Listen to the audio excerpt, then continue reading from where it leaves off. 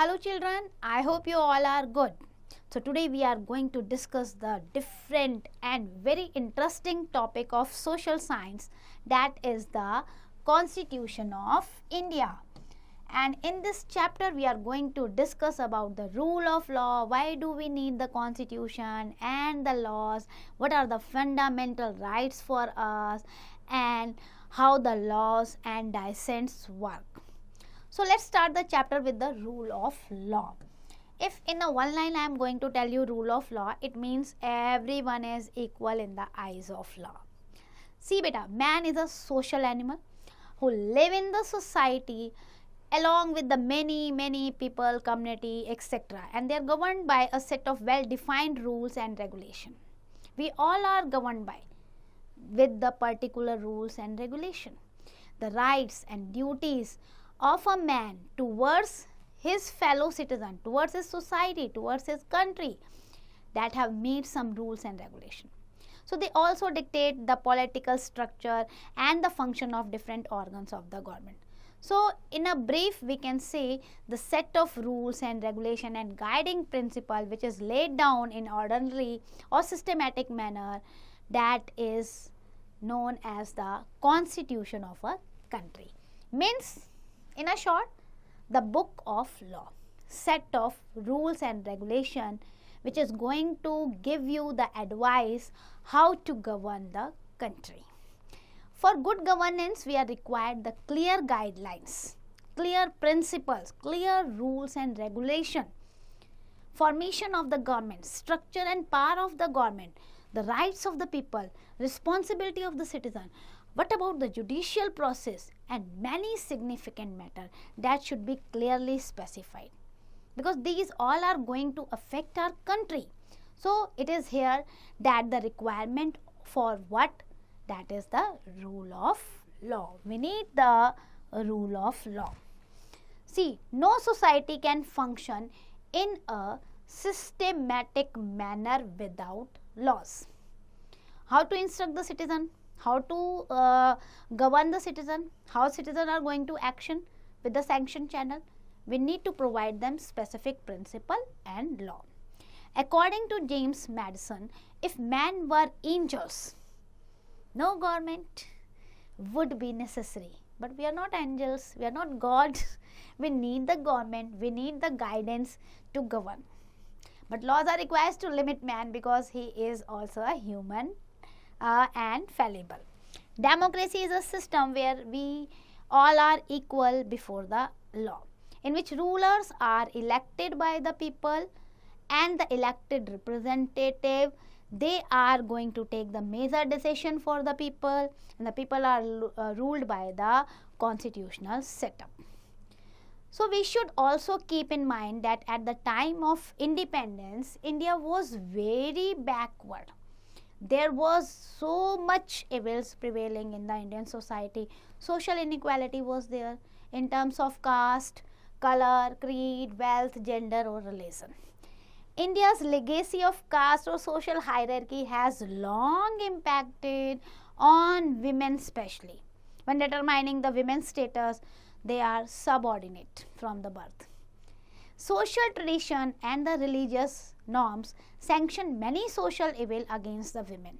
Female infanticide we have seen, female feticides we have seen, dowry practice we have seen, domestic violence we have seen, girl child marriage we have seen at an early age. So there are so many evils or so many discrimination prevailing in the society against the women. A century ago, 972 baby girls were born for each 1,000 boys. See the ratio? That is the sex ratio. Very low female child.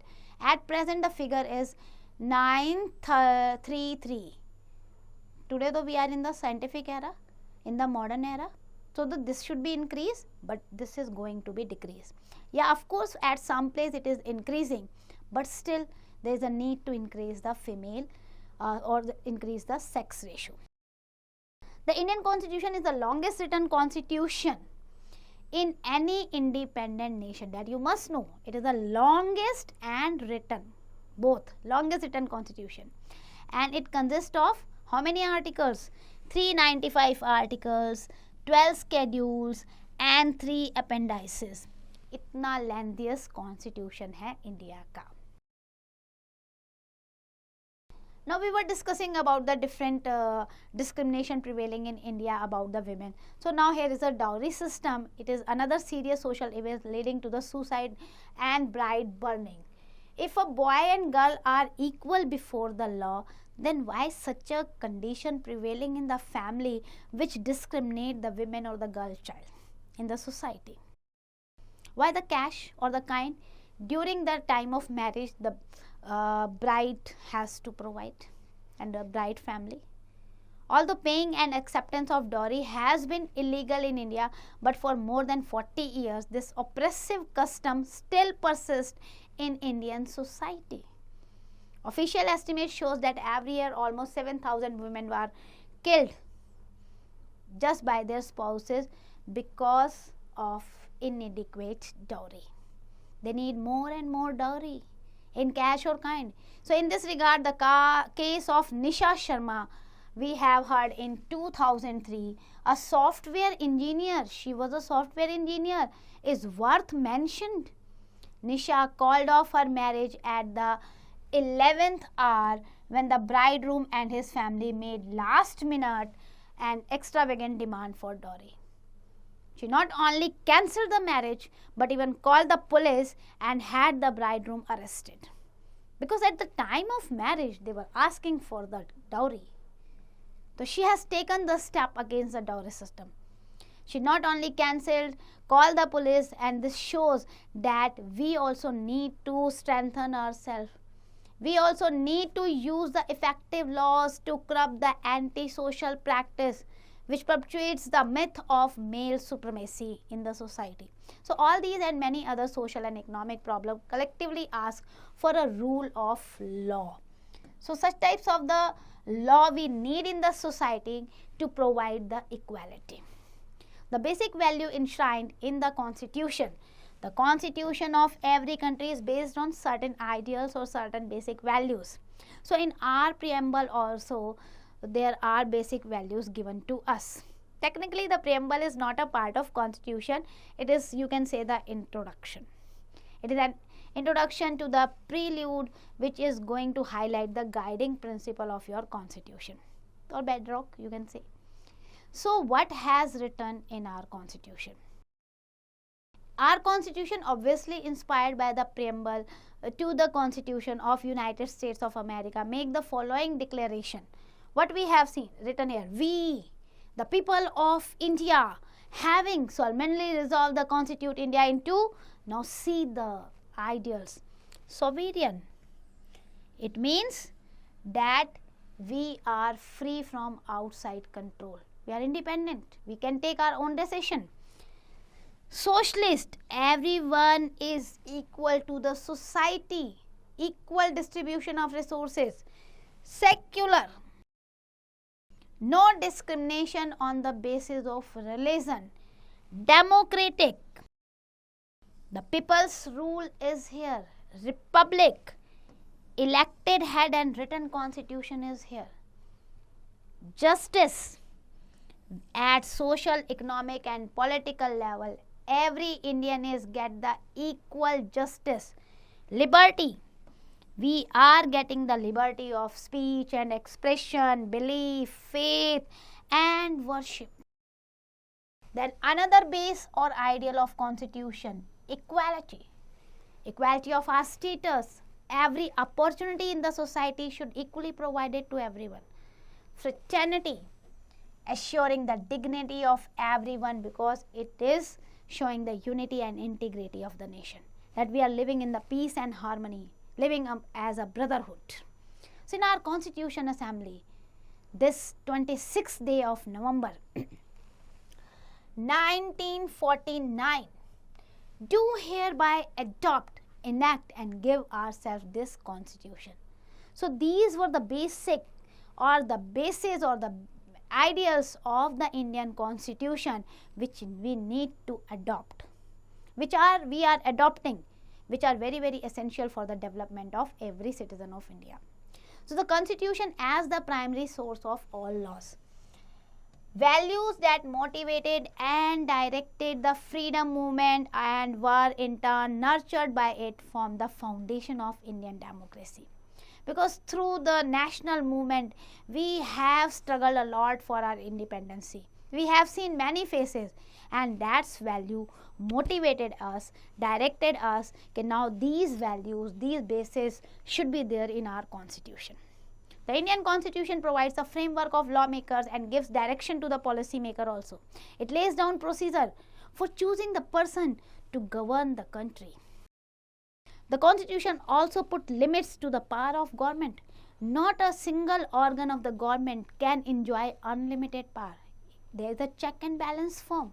If anybody is going to violate your fundamental rights, you can directly approach to the court. Nobody can violate the law easily. There are 6 basic principles which are embodied in our constitution. That is sovereignty of the people.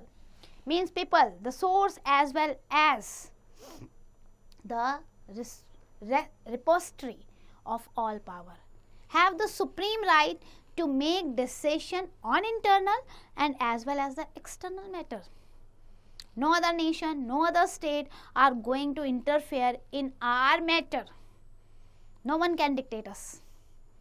We can take our own decision. We are free from outside control. Fundamental rights, they are not only giving the freedom to the individual person, but they are also going to check the misuse of the power by the government. So while making the law, we have made the 3 organs of the government also. We have made the law, the legislature is supposed to keep these rights in the mind. Then after fundamental rights, what other primary sources are given? That is the directive principle of states, which are the guidelines for the states, that how to govern the particular region, how to remove the backward of the society. It is a duty of the government at all levels to frame their policy in the light of 3 principles. So directive principles are the guidelines for the state. Judicial independence is the most important feature. Our judicial system, judiciary is free, independent. It makes it possible for the Supreme Court to safeguard all these ideals. If any government, any parliament pass any rule which is in against of these fundamental values or basis of the constitution, Supreme Court then and there can declare this law is null and void, means unlawful.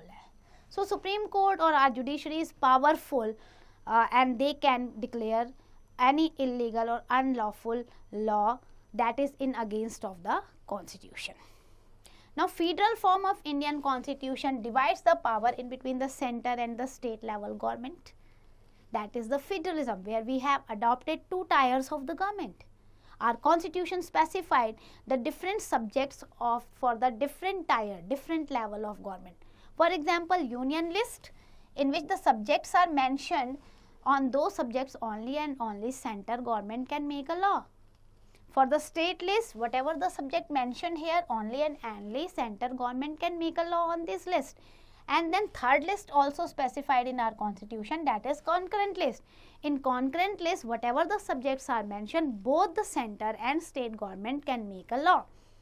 But if there is any conflict in between state and center, then whatever the center says, that will be adopted and accepted in concurrent list. So this is the federal structure has been given in our constitution. Then after that, parliamentary structure we have adopted, and this is a parliamentary form of government, constitute the president and the 2 houses of the parliament, Rajya Sabha and Lok Sabha. Parliament is the highest law making body, legislature of country. It can make or enact the new laws and change the existing ones also. So this constitution is a fundamental document which defines the position and power of 3 organs of state. Legislature means law-making body. Executive means implementing those laws. Judiciary for interpreting the laws, protect the laws. Every law enacted by government had to be framed in the conformity within the constitution. If a law is made by parliament or state legislature violate any provision of the constitution, so I have told you, judiciary declared it invalid. So now moving to the laws and dissent. Laws are generally obeyed for punitive reasons, out of fear of the penalty. है ना, why we are going to obey the law? If we are going to not obey the law or violate the law, तो judiciary will punish us. So penalty के डर से हम law को accept करते हैं. Then for example, people tend to drive within the speed limit for fear of being fined heavily by the traffic police. But the laws made by the government are always in favor of the common man. Always the common man is going to obey or accept the laws whatever the made by the government? No, quite not possible. Sometimes there are dissent, there are protests in against of the government laws also, which is not good for the common people.